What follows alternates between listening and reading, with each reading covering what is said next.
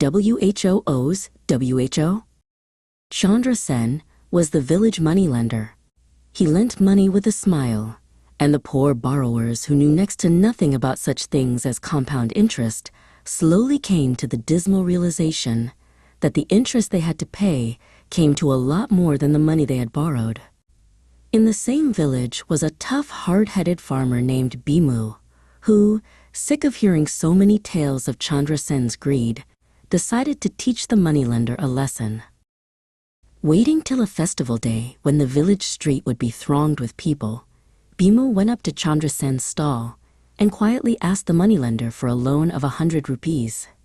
Chandra Sen, having heard of Bhimoo's reputation, wanted no dealings with someone who might cause trouble, shook his head sadly. "I am sorry, my friend," he said with a sigh. "All my money is out on loans, so you will have to wait several months before I can oblige you." "Never mind," replied Bhimoo, then scratching his head asked, "Tell me, how much is 10 times 5? 50, of course," snapped Chandra Sen. "I am sure it's 60, said Bhimoo, raising his voice. Chandra Sen shouted in disgust.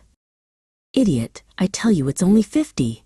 "And I say it's 60, shouted Bhimoo. Passers-by hearing the argument, and always happy to witness a quarrel, stopped, and soon there was quite a crowd around Chandra Sen's stall.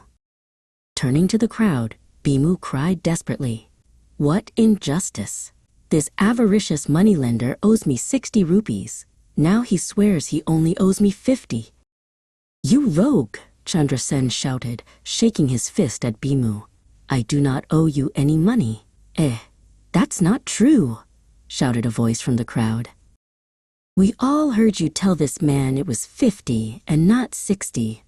Chandra Sen threw up his arms in despair, but before he could utter a word, Bhimoo said haughtily, "I am a poor man, so pay me the 50 rupees you say you owe."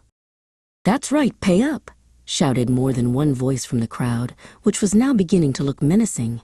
Chandra Sen, scared by the threatening attitude of the crowd, ruefully counted out 50 rupees, which Bhimoo quickly gathered up. Bhimoo went off chuckling to himself.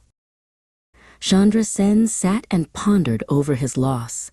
Maybe, he thought, if I was not so hard on borrowers, people like Bhimoo would not want to cheat me in turn. So in future, I had better loan money at more reasonable rates of interest. Greed invites trickery, but fairness earns respect.